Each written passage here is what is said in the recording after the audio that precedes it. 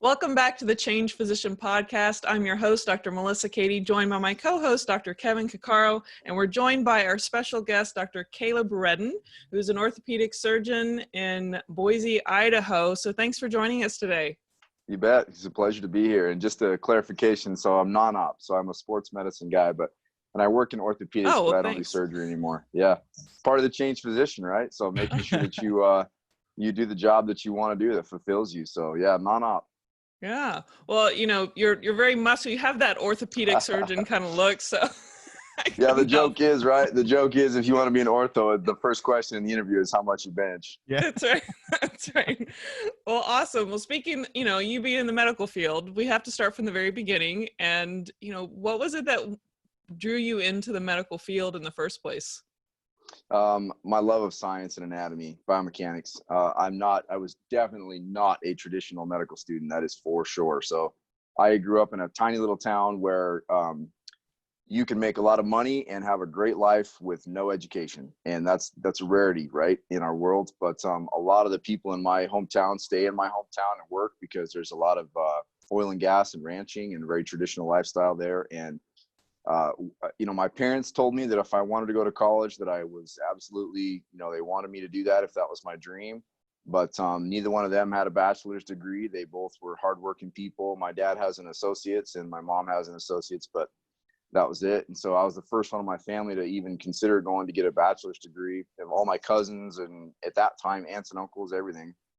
And I actually went to, I was working in the oil and gas industry through high school, worked on ranches through high school. And when I finished, I wanted to play sports. I love sports. So I thought maybe I would try to do that. I had no idea that to play football, I wanted to play football. I had no idea you had to apply and go to spring ball and all these things before the year was over. So I missed tryouts my freshman year. I went to Montana State, did mechanical engineering because I had a mechanical inclination. I was good with my hands, understood how tools worked, and thought that would be a great fit for me. It was not. I failed miserably, landed right on my face. I had a great experience. I learned a lot about life, but I sucked at school. So mechanical engineering, not the place for me. I dropped out.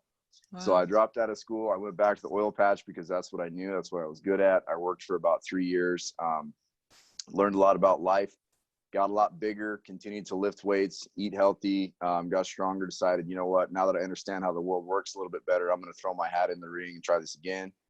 Went to Utah State, got in touch with the coaches, got in touch with the team, found out that, yeah, hey, you can come and be a walk-on. Here's the tryout date. And I felt like I had a pretty good chance of playing ball. Right before spring ball, I broke my back. And so I had a pars defect and a disc that ruptured. I have a L6, so translational, anatomy. So kind of predisposed me to some injury, and I fractured it and I herniated the disc bad enough that I got a foot drop, had to have surgery and lost 50 pounds. So I'm walking in and they're like, hey man, that whole preferred walk-on thing is off the table now. Wow. So I was pretty devastated. I didn't really know what to do. And that's at that point, I had a couple of interventions in my life. I don't want to overshare too much, but I had some real problems with substance abuse because I was a lost person. I had lost my identity. I didn't know what to do with my life anymore. And I was depressed. And I met a few surgeons during that time frame, one that was working on my knee, one that was working on my back, one that was working on my shoulder, one that was trying to get me back on track. And I went to school still. I went to Utah State and I just kind of bounced around. I didn't know, maybe I did exercise science because that's what I loved, but I didn't really have a career path. And along the line, these doctors were influencing me to make better choices, number one, to find productive outlets for my anger, my depression, and to get myself back on track. I ended up becoming an athlete still. I walked onto the cheerleading team of all things and got a full ride scholarship for that, which would have been better than a football scholarship. Wow. And ended up being a full-time athlete, full-time student. And along the way, about my senior year, I had a meeting with Dr. Trek Lyons, who is now my partner and sits in that desk right next to me, my mentor. And he said, hey, why don't you become a sports medicine doctor? You understand athletes. You know what it's like to be an injured athlete. You know what it's like. You understand biomechanics. And at that point, I'd been doing really well in school. So I went from being sort of a mediocre student at best to being a really quite good student because I was learning about things I enjoyed and loved: anatomy, physiology, biomechanics, biochemistry, ate it up. ended up having great grades, and I got a degree in chemistry and exercise science. And he said, hey, you ought to throw your hat in the ring. And of course, at that point, I'm still thinking, man, I'm not a doctor. I'm just a blue collar, roughneck kid from a small town. I'm a meathead. I'm not a genius like you, right? Like, I'm not a smart guy.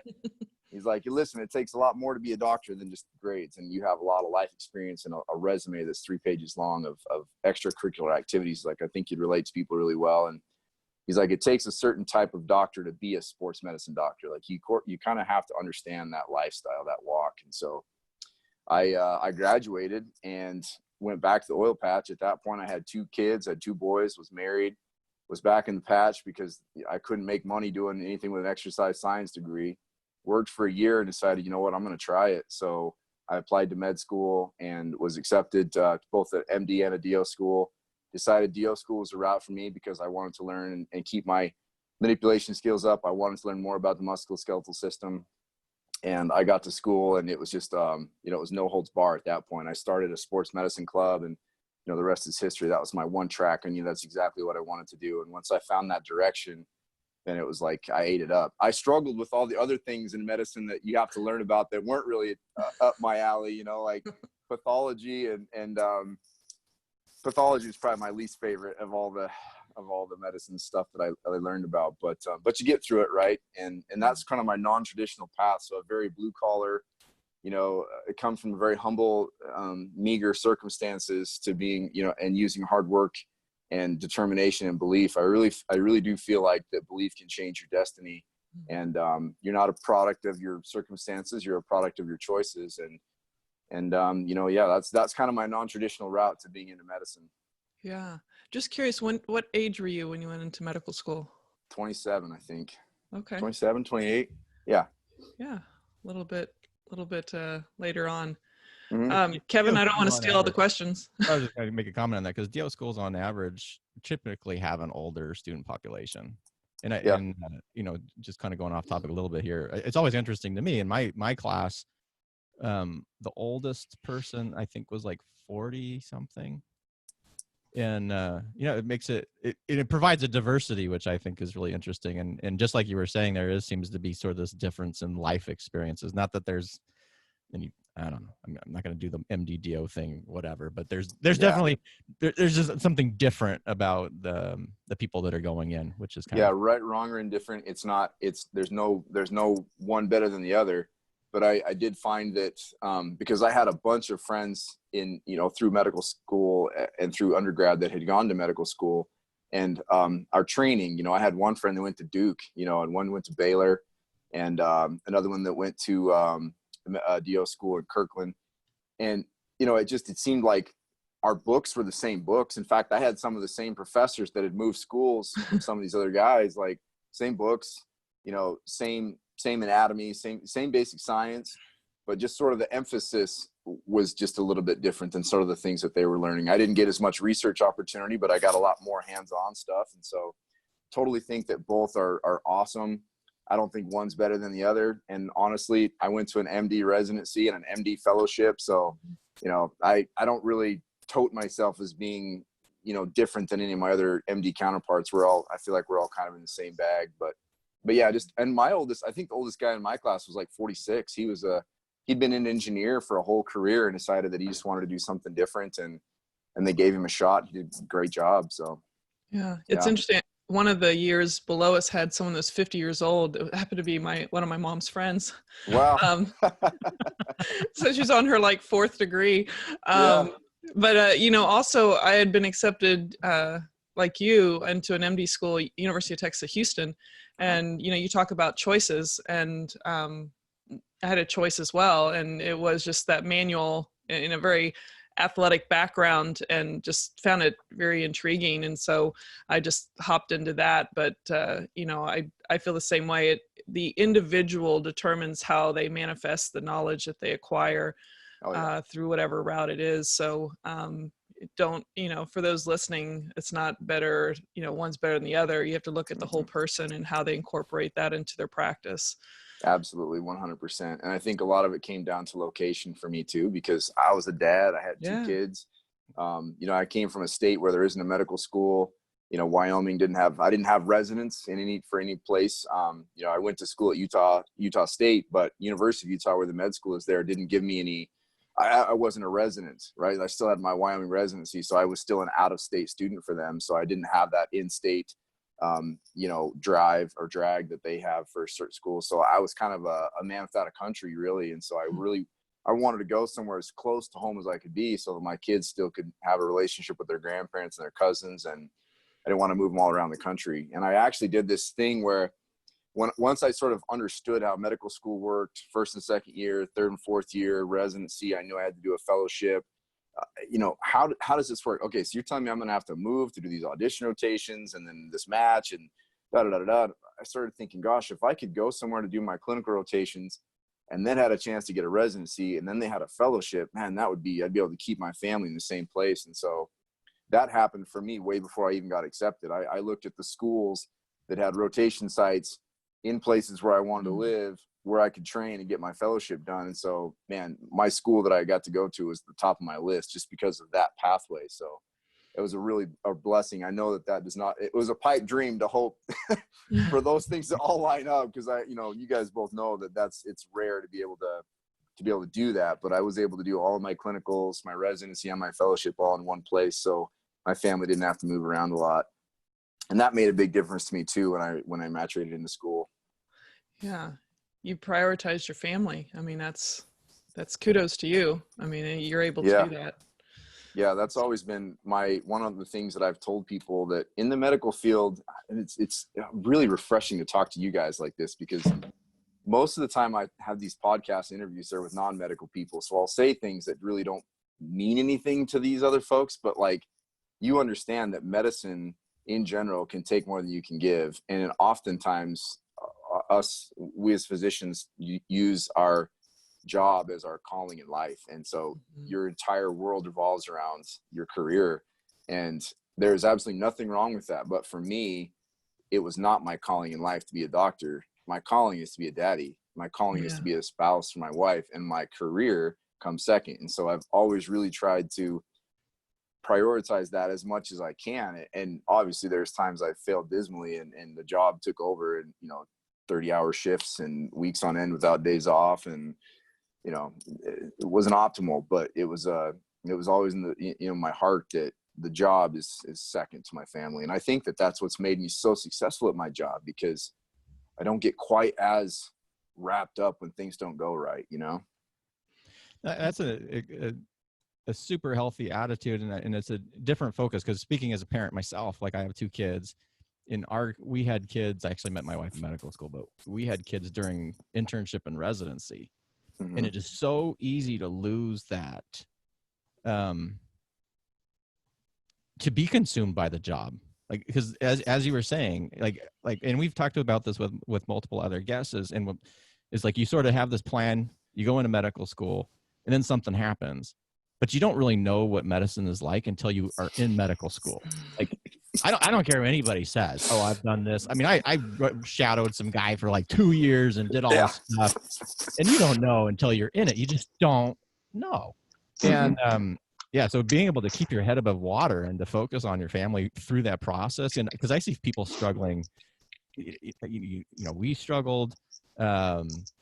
I know people who've had kids out, once they finish residency, and then they're trying to juggle this thing, because now they have this whole career thing, and then they're trying to figure out where the kids fit in. And if you just really have to know what your priorities are. So it is really hard to juggle all those things. I mean, thankfully for me, my life has always been daddy. I worked away from home on the rigs for months, and my family lived in Logan, and I drove back and forth on my days off, and only got 4 days off a month. So, I worked away from home. I understood what it was like to not be able to see them. We learned how to communicate through FaceTime. I learned how to work long hours. I learned how to be tired and still productive. And, I learned how to have really high quality and low quantity time with my kids before I even went to med school. And then our last daughter was born before we went. And so I didn't have to worry about, thankfully my wife was a great mom. She knew how to take care of all the things that, when I wasn't around, she could do it all by herself. And so I feel like that's a really stressful thing. And having kids in residency or in fellowship, I think would have been even harder than what I did having him before, because gosh, there's so many things that you learn. It's like drinking out of a fire hydrant, man. Like, you know, I mean, as a new parent in residency, when you're already low on sleep, and then you're like, now I got to do this and this with this kid. Like, yeah, oh gosh.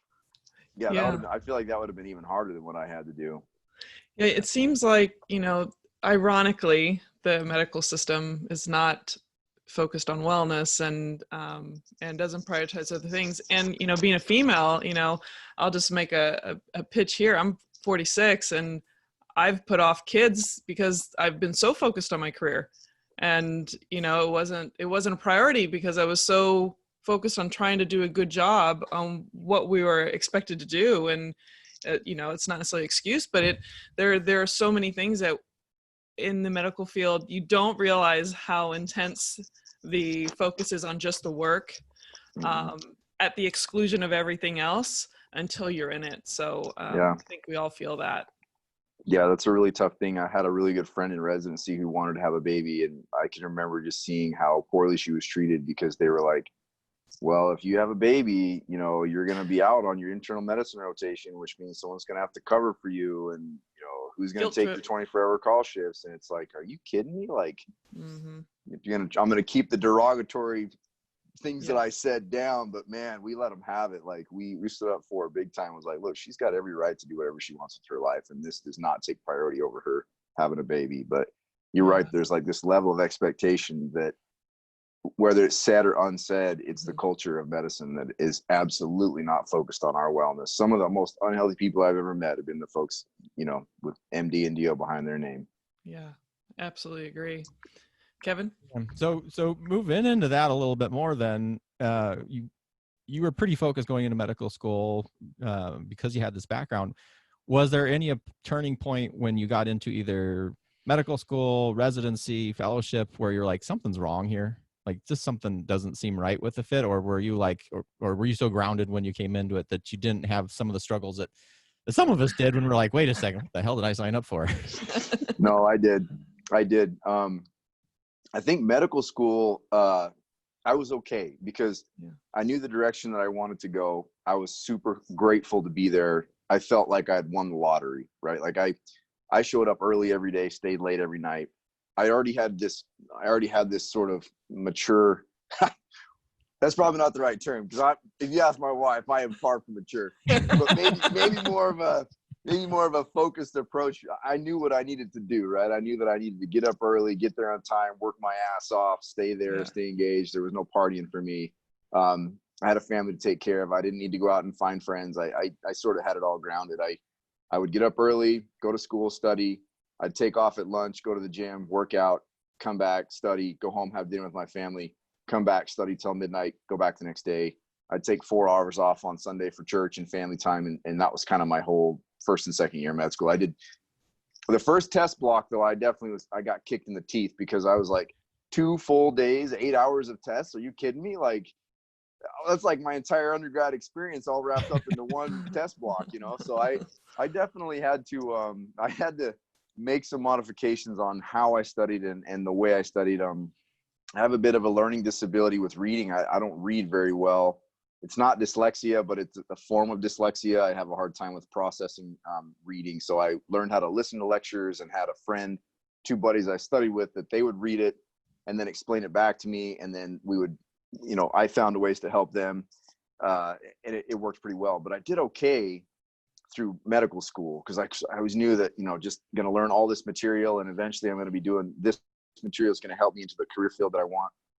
But I'll tell you, I realized something was wrong when I was an intern, and I knew I didn't want to deliver babies for a living, right? So like I knew I wanted to be a sports med guy. Like why are you having me do these months and months and months of OB-GYN? Like that's not what I'm set on this earth to do. I couldn't even be in the room for my own kids being born. I mean, I missed the first one. I was on a drilling rig. I passed out for the second one. And the third one, they had to hold my hand till I cut the cord. I was like a limp fish. It was a bad experience. Like, ask my wife. She'll tell you I was a shitty husband at the birthing suite. I sucked at it. Those are my own flesh and blood, you know?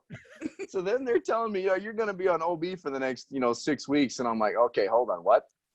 So that was a problem for me. Learning how to navigate the requirements of medicine. It's these boxes that they put us in, right? So like, you're going to do it this way, even though you're not going to use that outside, and you know what you want to do, right? Like, some people don't know what they want to do still. They get to the end of their residency and they're still like, well, I guess I'm not really sure yet what I'm going to do.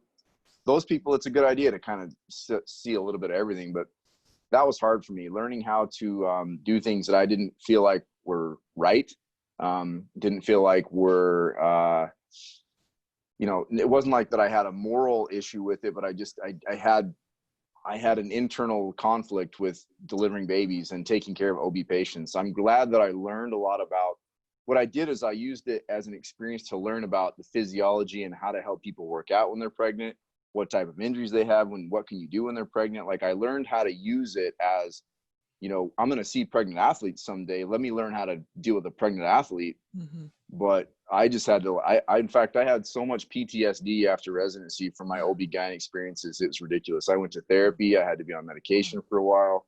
Cause I had a couple of really, really bad experiences, a few losses with moms and a few losses with babies that, traumatized me to no end. And that was the part where I was like, man, this is way more than I signed up for. It's not what it's cracked out to be. And the amount of time spent away from home, like, just, it's incredible. Like, yeah, you work 80 hours a week, but then you've got didactics and lectures that you're studying for, board exams you're studying for, committee meetings you got to go to, then you're prepping for, after boards, you're prepping for fellowship interviews, and like there's just no end to it. And that was definitely, your question was there a point where I was like, hey, there's something wrong here? Like, yeah, it was like, about halfway through intern year when I hit that first OB rotation.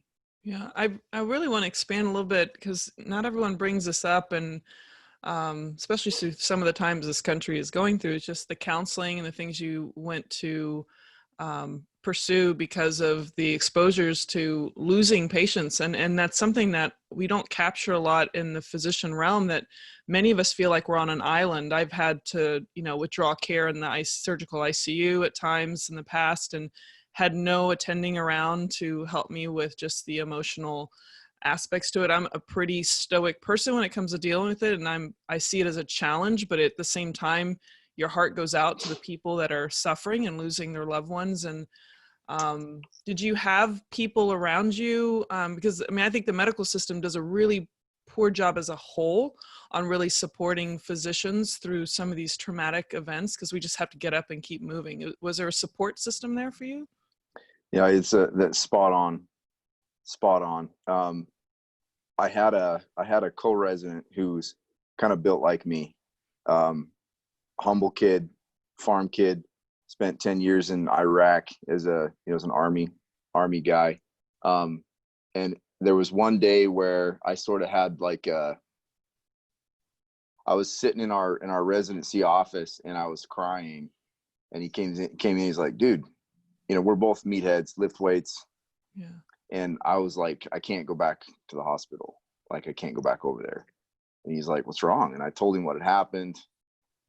And he was like, he had experiences with PTSD from war. And so he just kind of sat and talked to me for a minute about it. And he was like, I think you need to talk to, we had a clinical psychologist who was in a part of our residency. And he's like, and she's awesome, love her. He's like, you should just call her and just talk to her. Don't just talk to her. And I was like, okay. So I called her and I said, hey, I'm not doing really very good. She's like, what do you mean by that? I'm like, well, I mean, if the window is open, I'd jump out of it right now, kind of a thing. Yeah, wow. I was joking with her, but at the same time, I was real serious. Like, I'm in a real bad place, and I've got 18 hours left of my 24-hour call shift, and I don't know how I'm going to get through it. And so she basically kind of went above and beyond. She, my program really helped me at that point. I let my attendings know I was struggling, and you still have to go do the work. So I still was required to get up and go to work. I didn't shirk my duties, but I started having phone calls with her, and I went and saw her in the office a few times. And I think without having her being part of our program, I would have been in really bad shape, because there were days where I was like, I'd be in the shower and I'd have like this flashback, and I would end up on the floor in the shower crying, like not knowing what to do. And I didn't feel like I could talk to my wife about it, because it just didn't seem right to bring her into my pain, and I can't really explain it to her. She doesn't understand. I felt really alone, but if it wasn't for my co-resident understanding what type of problem I was having, like he knew I was in big trouble, and because he'd been there, and then him helping me get in to see our psychologist, I think that was a real saving grace for me. That's pretty much what got me through. But the truth is, like, they say things like, if you need help, if you need a personal day, if you need, here's the suicide hotline, give them a call. At the end of that conversation, they're going to be like, okay, well, you're good, right? You're heading into shift today, right? You're not going to miss today, right? Yeah. Like, the work got to go on. Like, you have these traumatic experiences, and you lose somebody in the ER, and you're running a code, and they lose, and you lose, and you go out and tell the family what had happened, and then you're expected to go and see the next patient who's got otitis media in the room next door, and have this happy face on and act like nothing's wrong, and you become kind of cold and callous so that you can get through the job. But then in your quiet time, then the demons come back in, and at least for me, like, I was able to hold it together around people, but then when I was alone is when it would all kind of come shattering down. I just want to say one last thing, Kevin, with this, is that there's this perception that physicians are almost superhuman, or that they don't falter, or that they're supposed to be perfect. And I think we embrace that as physicians to the extent to our own demise. With 400 physicians committing suicide every year, this is like no joke. There's so much pain that we have to endure, or we stuff down below the surface, that despite the fact that there's resources out there, there's something that I think within us. To ask for help is one of the hardest things, because I think we're expected to always help others. And I think, I appreciate your vulnerability in sharing that. I think it's really critical for people to hear, especially physicians, that you have to speak and talk about the pain you're having, because underneath it all, the severe depression and the suicide, there's some kind of pain with it under the surface. And those that have addictions, it's not about the addiction, it's about the pain. It's about what's under the surface, what is creating that need to cope in some other way. So I think, what I really wanted to just strike home is that we can be human, and it's okay for us to reach out for help. And luckily for you, you had someone that was able to see that, go beyond just the facade, and knew you and cared enough about you to kind of push you in that direction. Kevin? Yeah, I was really grateful for him. Yeah. Yeah, it just made me actually, because I was a military physician, and you hit the nail on the head too, because you have military members of PTSD, and they have this difficulty communicating with family members or whatever, and well, just talk to me. You can't talk about this stuff unless you could, but you just don't feel like you can talk about it unless you've experienced it. And medicine is such a similar way. Like, I'm just thinking about, like, you can just see your face, and it made me immediately flash to 3 cases that I will never ever forget.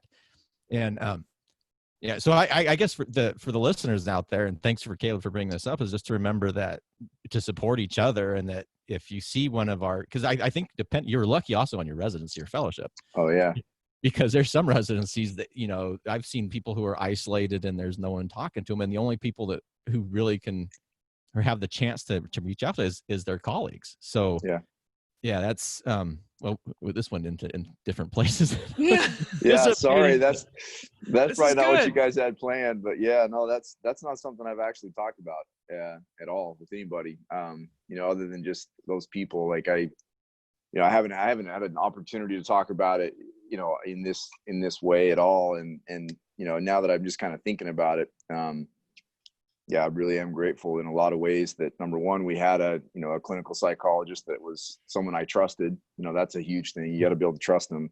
The fact that I, had someone who cared enough about me to say, I'm not just going to blow this off and let you just keep going like this. And it went both ways. Like, he had a baby the start of our second year, and his baby was born premature, was in the NICU, and I covered all of his shifts for that month. So I was on call Q3, and I was pretty rough, but I told him, dude, I would, you run down that foxhole, I'm following you back. You're like, we had that relationship, and I don't know that everybody does, but him and I we're grateful for each other, and we kind of made it through, not unscathed, but without him, I think I would have been in bad shape. So, I think a big part of being a physician is understanding how to communicate, right? Like that's your job all day long, is to talk to people and communicate with people and read signals. And all too often we sort of don't key in on the people sitting next to us. We're so focused on the people that are across from us. And so, it's important to build those relationships with your colleagues, and then to keep your eyes open, and as someone who's been in those shoes, like offer help, and then, be willing to accept the help, because there's definitely, it's a rough situation to be in, but there's a way out. That's for sure. Yeah. It really reminds us, this theme always seems to be coming up, Kevin, this collaboration and lifting each other up, and, no more of this, siloed, just doing things on your own and competing against others. This is, we really should be in this together, and, and in the end, we all end up winning, including the patients. So thank you for sharing that. Yeah. Well, thanks for giving me the opportunity just to share it. Hopefully that story helps somebody else. Like it would be the only good that comes from it is if it blesses somebody else's life. So grateful for the opportunity to share it. Yeah.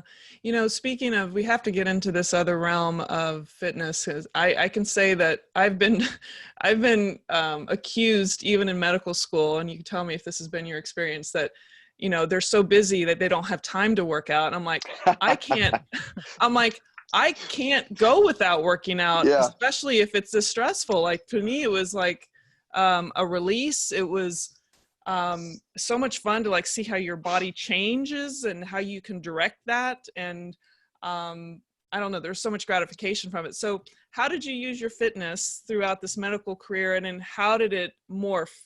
Despite your body morphing, how did it morph as far as that played?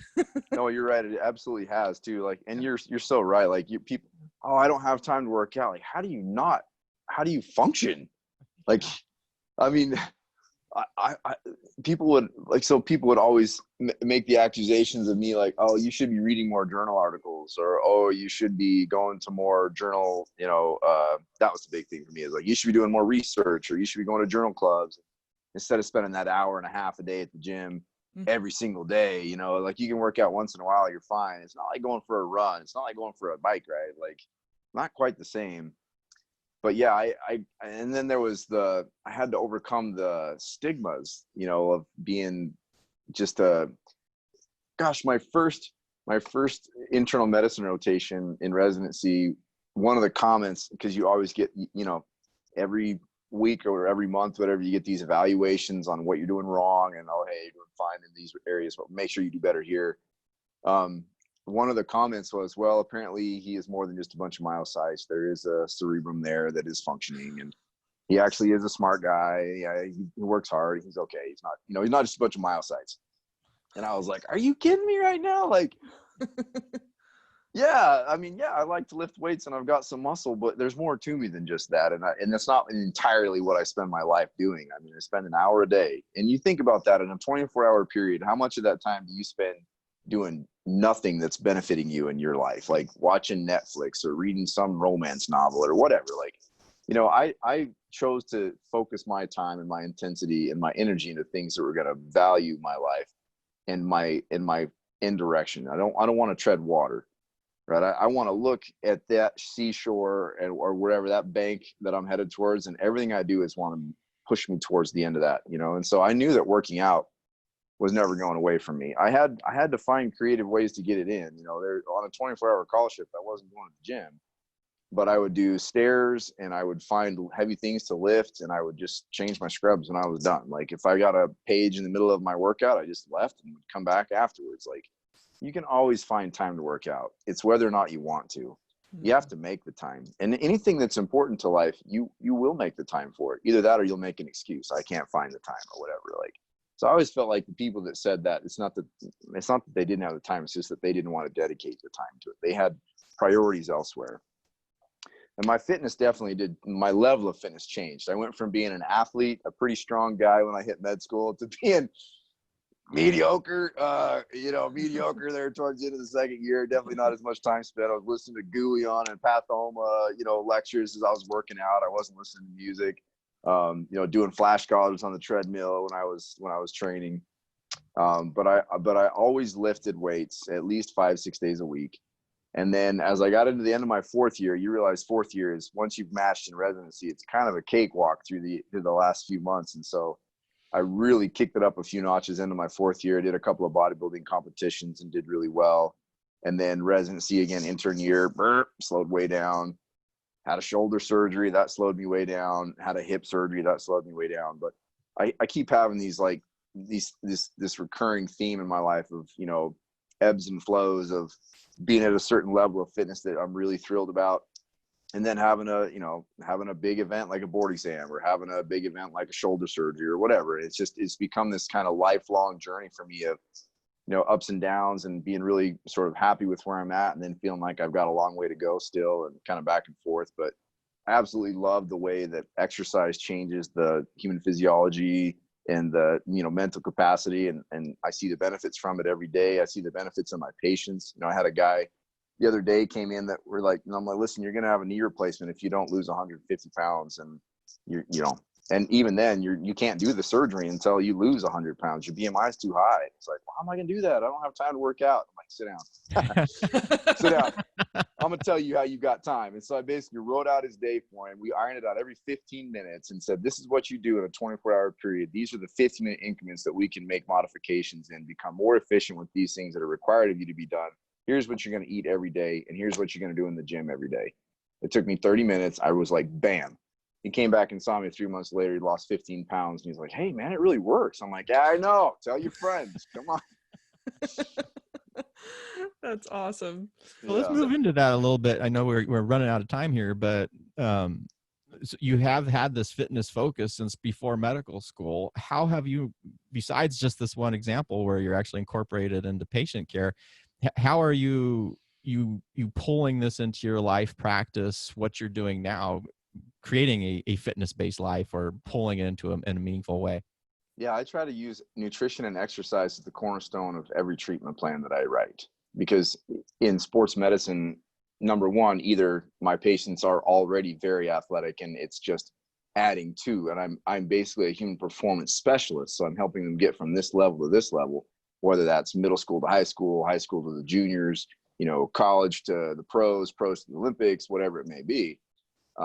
Senior golfers, whatever, masters tennis, like I'm helping athletic people and I'm a human performance specialist. So I take the real world applicable knowledge that I've learned over the 25 years of training, putting that into my medical practice. Like that's one part of it. The other part of it is taking the person who is not athletic, who's literally just there for orthopedics, knee pain, shoulder pain, elbow pain, back pain, neck pain, whatever kind of blank pain it is. And I use nutrition and exercise to help them improve their outcomes. And it's with every single patient. I mean, and that's where I start. Because I feel like in orthopedics, so much of what we do is band-aiding. And if we could actually change lifestyle modifications, we would have such better outcomes. And so I always start the conversation and I've found a way to do it in a way that's not abrasive, not, it's not judgmental. It doesn't create any expectations. I use a modality called motivational interviewing, where I basically just let them tell me why they're having these barriers and let me tell them why it would be beneficial for them to have exercise. It's kind of like a Jedi mind trick, but it works amazingly well and people see the benefits from it. And then I don't have to be the one preaching to them. They're the ones preaching to me like, doc, I'm doing it. I'm losing the weight. And anybody can do it. I mean, I've got just as many patients in their 50s and 60s that are losing hundreds of pounds, over a year to 2 years worth, but they're losing the weight and they're not competitive bodybuilders or competitive powerlifters or in the Olympics. They're just people that are making everyday choices that lead to weekly choices, that lead to monthly and yearly choices, that lead to huge changes in their life. Yeah. I would never have thought I was going to hear an orthopod talk about motivational interviewing. So I just love it. Sports medicine. Oh, that's I know you're going to need to go here. But well, the first patient just barely arrived, so I've still got 15 minutes. But yeah, okay. we're doing okay. Well, I think you are representing as a role model, the fact that you can just say, hey, I make some choices and I spend an hour a day for my health and fitness. And, because sometimes looking at you, they might feel like, oh, well, it's like they almost assume like you spend half your day, to create that when, in reality, it's right. Awesome. You better eat your vegetables. That's right. But I think that's really powerful that you make it really clear. This is just a choice you made over the years, and it's just, a little bit every day, and that it's possible, and it doesn't have to be this huge, commitment for most of your day. So I think there's got to be, Doc Thor, as you have your hashtag, has this, I think, an impact on people that they believe it's possible. Well, patients give me stuff like that all the time. That's awesome. I want to add on to it that because the difference is you've incorporated your training, your coaching, MI, and so you're not just giving people a bunch of information saying you need to, here's what you need to do. Like, here's the exercises, here's the diet plan. You're actually helping them to create a plan, which is not the same thing as giving them a handout or a packet of information. And I would, that's much more what we call education rather than information. Huge. That's a very key point. So, yeah, I mean, it's, hopefully someone's going to understand the difference there, because we think that we educate and we're just actually throwing out information patch. Huge. And just to speak to that, number one, I'm the body that I have, people will say things like, I hear these comments all the time. Well, it's easy for you. You're fit. Okay. Pardon me, but that's bullshit. If I didn't do the work, I wouldn't be fit. Right. So it's not easy for me. It's hard for me, just like everybody else. I enjoy it. That may be different. I'm just an average guy with perhaps above average ambition, but I am committed. And that's important. Dedication and commitment and intensity outweigh motivation and inspiration 10 out of 10 times. You're going to wake up some morning, you're not going to have the motivation or the inspiration. Get up anyway. If you're committed, you'll do it. Consistency is the key. It's hard for everybody. Number two, I don't spend 6 hours in the gym every day. I spend an hour a day. Sometimes if I'm leaning out or I have an event coming up, or if there's something that's, above and beyond what I normally do, then I'll spend maybe 2 hours a day to get some extra cardiovascular work in, but I'm not spending 6 hours a day in the gym. So if I can do it as a physician, as a dad, and I've got 3 other jobs too, if I can do it, you can do it. I'm not special. And I make that point very clear with my patients. Like, they're looking at me like, oh, I can't do what you do. I'm like, yes, you can. Like, anybody can, and you can. And the other thing that I hear all the time is like, man, I wish I looked like you. And that is a compliment that I'm grateful and humbled for, but you can't look like me. Nobody can look like me. I look like me. That's it. Stop comparing yourself to me. You look like you. I look like me. You be the best version of you. I'll be the best version of me. Like, I make that delinear line in the sand right away with my clients. Most of the clients that I have outside of medicine, the coaching, the personal training clients, I'm like, look, if you always are chasing this look of somebody else, you're never going to be happy with who you are in the mirror. Like, you have to be your biggest fan, your biggest critic, but you can't compare yourself to other people because you just can't look like anybody else. Like, it's not going to work. I mean, I learned that lesson the hard way after years and years and years being like, man, why am I not a 300-pound monster? Why am I not a 300-pound monster? Like, I'm eating, I'm lifting, I'm doing all these things. I've been doing it for decades. Like, oh, it's because my DNA is not built to do that. Okay. Well, I'm going to be all right with being who I am, as big and as strong as I can be. Every day I do my best to be the best version of me. And you can do the same thing. So I tell people that all the time. Like, look, don't compare yourself to me. You be the best version of you. And you have to be happy with the progress. You can't expect perfection. So I think those are some key terms. Like, anybody can do it. It doesn't take a million hours. It does take commitment. You have to do the work. You can't just take a diet and exercise pill or read an article about it either. Like, you can't just hand somebody the information and be like, go take care of it yourself. And this is where I find, I've got my clinic and then I've got physical therapy, right? So we work hand in hand with physical therapists all the time. They do an amazing job of rehabbing people, getting them back to being healthy, but then they're not really back like they get to a certain point and then insurance stops covering, or they've met their max, or the physical therapist says, well, you've worked to the end of our planning here. You're ready to go off and do this on your own now. People are kind of left like, well, I'm not where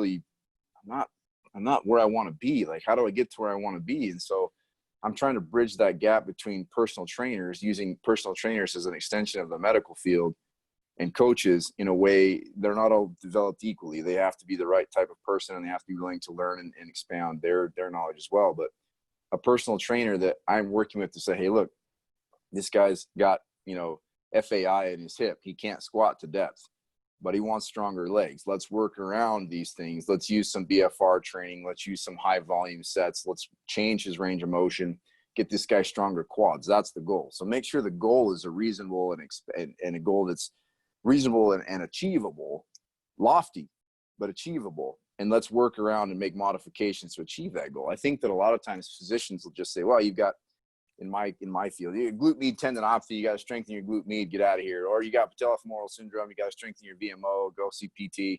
They'll go see PT and they'll get them to where they're kind of pain free, but they're not really bringing above and beyond, right? So I don't know. Those are things that I struggle with and try to work with in improving our field. That's awesome. I love talking about this stuff. I'm just loving this interview. If people want to, you're doing a lot of things. So if people want to discover you, aside from the hashtag Doc Thor and your muscle doc handle, where would they find you for various things? What would you like to share? I mean, truthfully, I've got a couple of things that I'm building that aren't yet ready to roll out. So right now what I'm doing is obviously the muscle doc _KR Instagram. I shouldn't say I don't have time, but I don't put any energy or time into Facebook or Twitter or any of the other modalities, YouTube. I find that I've got enough time for one social media outlet. So I use Instagram. And then, the hashtag Doc Thor, right? Yeah, that's funny. And then the gym that I work out at, the Mecca Gym, in Meridian, Idaho, I'm the medical director for those guys. So their coaches basically work with me and their clients to find out what type of biomechanical problems their clients may have.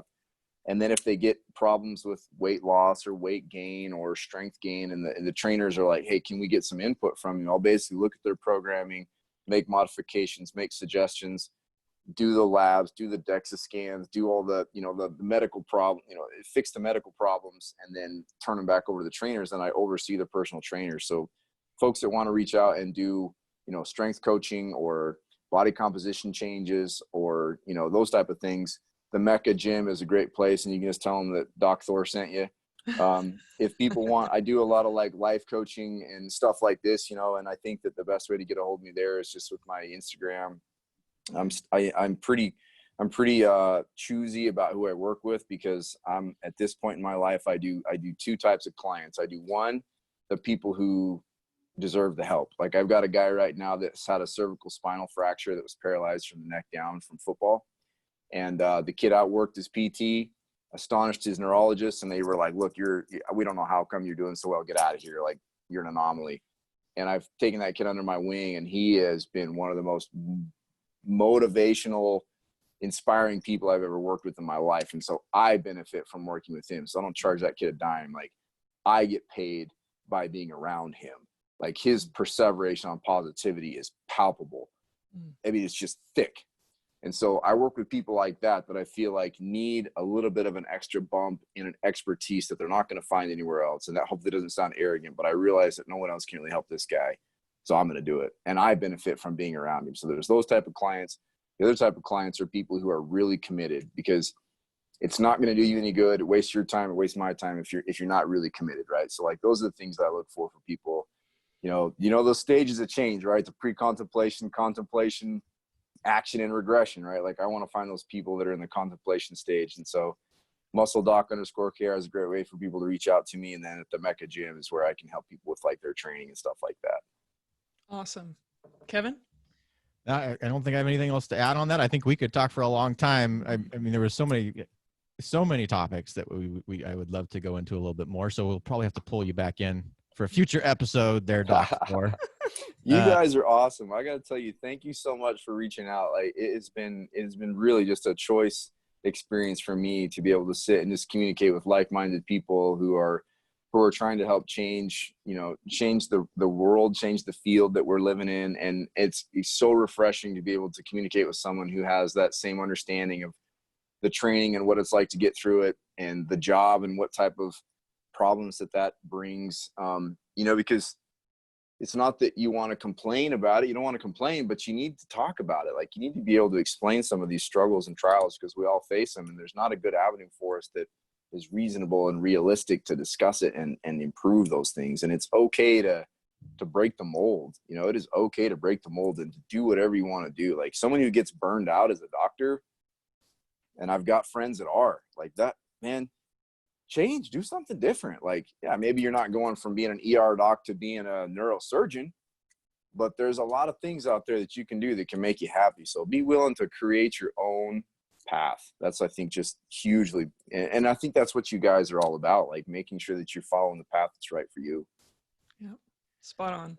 Yeah, I can't add any more to that. So everybody else, thank you for joining us today on this episode of the Change Physician Podcast. Thank you to our guest, Dr. Kaleb Redden. Fantastic talking to you. Everybody else out there, stay well, and make sure you visit thechangephysician.com. See you next time. Changephysician.com. Thank you, guys. Take care.